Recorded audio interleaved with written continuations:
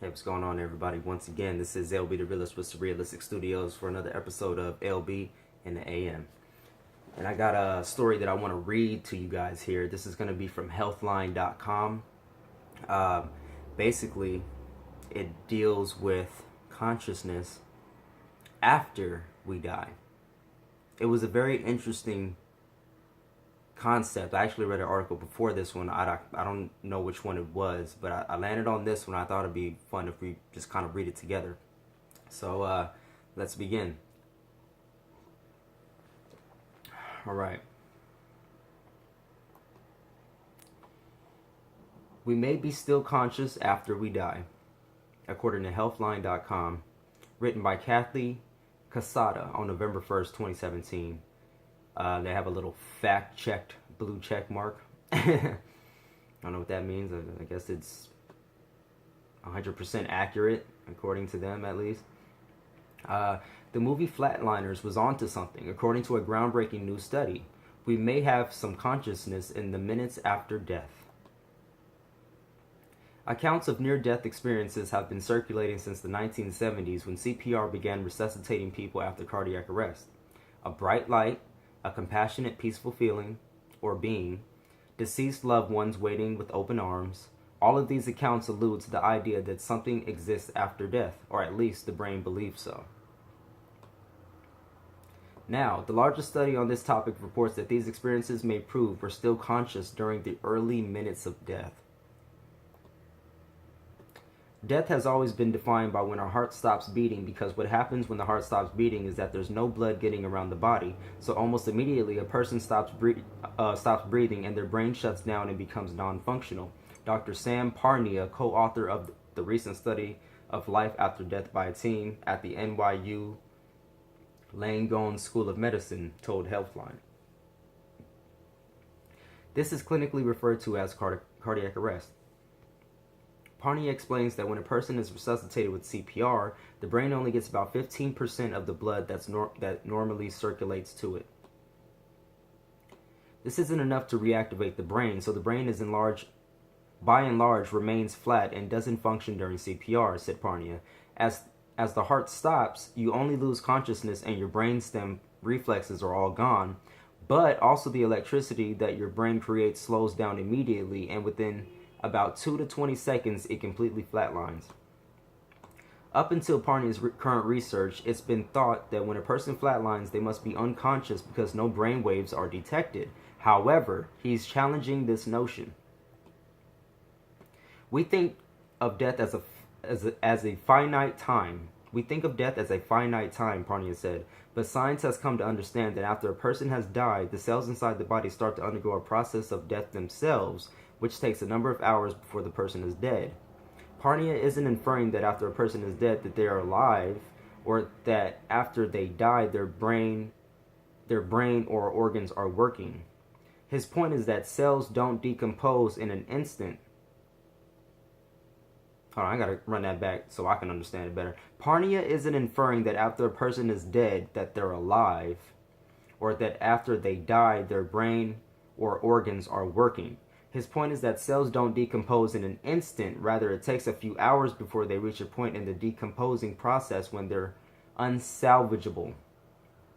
Okay. So the point of our research was this: if we can restart the heart after a person has gone through the first period of death before the cells have become irreversibly damaged, then we can bring back a whole person without brain damage, or what's called a disorder of consciousness. Think about the case of Terry Schiavo, who was in a vegetative state, Parnia explained. It's a complicated process, but it can be done. And look at our consciousness, our psyche. In order to study the processes that enable doctors to bring people back to life after cardiac arrest without brain damage, Parnia found it necessary to study the process that occurs in the brain after a person has died. Many people have anecdotally reporting being able to see and hear what's going on at the time of their resuscitation. They're going through a period of death, but they come back and describe a detached experience where they are watching doctors perform on them from the corner of the room. Or they describe actual conversations that doctors and nurses later verify, Parnia said. Part of this research set out to understand this phenomena of awareness and consciousness during cardiac arrest. Part of this research set out to understand this phenomena of awareness and consciousness during cardiac arrest. We wanted to study what happened to the human mind and consciousness, the part that makes us who we are, what the Greeks used to call the psyche. We want to know what happens to that after a person has gone beyond the thresholds of death, Parnia said. The study is the largest of its kind. It included 2,000 participants who experienced cardiac arrest. Some died during the process, but of those who survived, up to 40% had a perception of having some form of awareness during the time when they were in a state of cardiac arrest. They weren't able to specify more details. They know they had something, but they couldn't recall it, Parnia said. That's exactly like, if I can just briefly interrupt, that's exactly like when you go to sleep, and that's why they say sleep is the cousin of death. When you go to sleep and you have a dream and you're just waking up, the period when you're just waking up and you're coming to consciousness, like in your reality from being awake, you're losing the memory of that dream. You know what I'm saying? So that's basically what's happening with them. They're being resuscitated, and they recall something, but they can't quite put their fucking finger on it. That's just like, I'm gonna continue. They know they had something, but they couldn't recall it, Parnia said. 10% of participants had a deep mystical experience, similar to what might be thought of as a near-death experience. Let's see. They described a bright light coming toward them, or deceased relatives welcoming them, or a review of their entire life up to the point where they died flashing before them. We've all seen that in movies, how your whole life flashes before your eyes. Some describe seeing a being full of love and compassion, explained Parnia. Let's see. Moreover, 2% had full visionary and auditory awareness of all the details of what was happening to them. Of these, one case was validated. I wonder if that's like, those are like the people that have more elevated consciousness than like more, other people. They're more woke than the rest of us. Parnia said he could demonstrate that the person was recalling events that were going on for at least 3 to 5 minutes into the period after their heart had stopped. There were things that were timed and recorded that the patient was able to independently describe, and when we looked in the charts and asked medical staff, we verified those exact events occurred, said Parnia. What this suggests is that the period of consciousness and awareness of them being able to recall these events was happening not before they died, but during the period when the brain was expected to be flatlined and non-functional. Parnia said this goes against everything science has discovered so far. We went into this expecting there not to be any consciousness awareness, because our scientific models are based upon the fact that you can only have consciousness when your brain is functioning. So that if your brain is going through death and not functioning, then you should not have any of these experiences, he noted. Science also says these so-called experiences are probably not happening when people are really dead. They are probably happening before or after. Still, he said his research proved both wrong. Let's see, not dreams or hallucinations, so what's happening? Could what people experience in these moments be dreams or hallucinations? Parnia said they're not, because the participants described real events that were verified by others in the room. So they have verifiable evidence, backed up evidence. The same goes for hallucinations. While sick people do have hallucinations, the people that we're talking about in the study are describing verifiable events. So by definition, they are not hallucinations, Parnia said. But what about the mystical experiences people explain? Those can't be validated. Parnia chalks this up to the inability to verify another person's experience when it comes to things like love. If you experience profound love for a person or event, there's no way I could verify if that's real, he said. Thankfully, most of us have not died and come back, so we haven't experienced it. Some of us are willing to accept it and others aren't. Scientifically, we have no way of validating someone else's experience like this. It's real because they had it.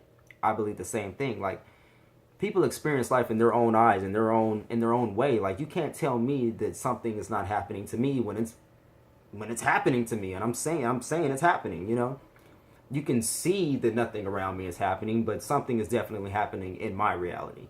If that makes sense to anybody out there. I'm a part-time philosopher. Let's see here. Let's see. Then what about the idea that what's occurring is experienced by a part of the brain or brain capacity we have? And then what about the idea that what's occurring is experienced by a part of the brain or brain capacity we haven't discovered yet? Ooh, interesting. Very interesting. Let's see. Yes and no. The idea that we only know 10% of our brains may have been the case years ago, but I don't think that's correct today. We have a very thorough understanding of how the brain works, and because of science and technology, we have so many ways to peer inside the brain, Parnia said. What's his best explanation then? Parnia suggests two theories. The first is that our psyche and consciousness come from an epiphenomenon from brain cell activity, meaning that because the brain is working, it generates thoughts. Kind of like how heat comes off fire. The heat is not the real thing. The fire is, Parnia said. Right, but clearly we feel the heat. That's crazy. The problem with this idea is that it doesn't fit our world view. No one would be responsible for their actions. Consider Harvey Weinstein. Or Weinstein. With this concept, he's not guilty because his brain just generates these things. It's not how we see the world, though. People are responsible for their actions, said Parnia. Another model is that the psyche and consciousness that make us who we are is a separate entity of its own. They interact with the brain but aren't produced by it. Let me run that back. Another model is that the psyche and consciousness that makes us who we are is a separate entity of its own. They interact with the brain but aren't produced by it. Our study supports this idea. You should not have consciousness or activity during death. But paradoxically, we found evidence to the contrary. So we're doing more research, Parnia said. Sounds like it all comes down to what philosophers from ancient to the contemporary have debated for years. What makes us who we are? Everything we do in life is determined by consciousness, the psyche, and what makes us who we are. But yet we have no plausible biological mechanism to identify how our thoughts come about from brain processes. Even though we understand the brain in so much detail, Parnia said. My hopes is in the future we'll be able to measure our thoughts. And again, that was from Healthline.com. I'll go ahead and leave a link in the description. I'm trying to leave links in my descriptions to all the sources and articles that I reference in these videos. But that's insane, you guys. So they're saying that for at least a few minutes after you die, you are still conscious. So you're dead. And you know that you're dead. You're looking up at the doctor. You're looking at the person that killed you. Like, like seriously, like but you can't move. So I imagine you lose all your human functions, but you still have consciousness. So you won't be able to like see. Well, they said no because they said they had verifiable experience. They were able to see and hear and all of that shit. So their consciousness was able to pick up like. That's weird as fuck. How? That's crazy. That's crazy. That's crazy. It's kind of horrifying at the same time. But it's interesting as fuck. Wow. Wow. Tell me what you guys think of this. Leave me your thoughts in the comment section below. Like this video if you like it. Share this video if you think it's important to share. I think it's important to share. This sounds like a big discovery. Says it goes against everything they believed in science up until this point. So, damn.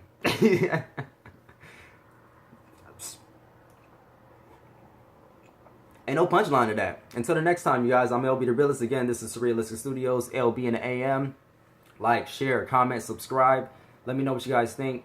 And love, peace, and chicken grease. Or chicken feet. Bird.